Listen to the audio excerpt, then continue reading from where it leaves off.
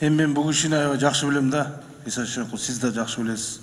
Мен Токон Болотбекович менен Ар Намус менен бир фракцияда иштегенбиз. Чогуу бир партиялашып болгонбуз да. Шунчалык бактылуу киши да бул кишичи. Везучий адам да. Эми мындай коомчулукта шундай айтат да, бул киши кызматтан четте кала элек да. Программа войска калып барды, СДБК убагында, по-моему. Андан кийин Кыргыз алтынга барды, жакып көп жерлерде барды. Бирок бир программасын жазып койсо болмок экен да, ушунча тажрыйбалуу кишичи.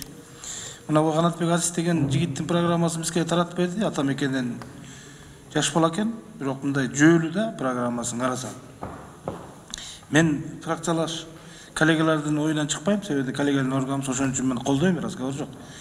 Бирок ушул киши ушунчалык тажрыйбасы бар деп биз СДБК фракциясы берип аткандан кийин хотя бы эки баракка өзүнүн программасын жазып, жанакындай ой туудурбай, отчетун кайсы убакта берет, мен деп кагазга түшүрүп койсо, мындай жакшы болот эле. Окуп айтат элек, Токон Болотбекович карачы, ушундай көп кызматтарда иштеген, ушунчалык мындай тажрыйбасы чоң киши программасында баарын көрсөтүп коюптур деген бүгүн жакшы сөз болот эле да. Эринбей жазып койсо болмок.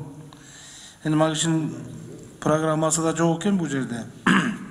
Тажрыйбасына таянып, мен бул жумушту жөнүндө иштейм деген ойдо болсо керек, бирок биз колдоп берели. Бирок жана коллегаларым айткандай, бул кишинин да пенсионный возрастка келип калган учуру, ал кандай болот? Кайта 1-2 жылдан кийин көтөрүлбөйбү вопрос? Качан жаштарга орун берет, отура береби, омбудсмен деген бир сөздөр болуп калбаш керек деген ойдобуз. Бирок мен өзүмдүн коллегаларымды колдоп, чогуу добушубуз берекенге макулмун. Чоң рахмат.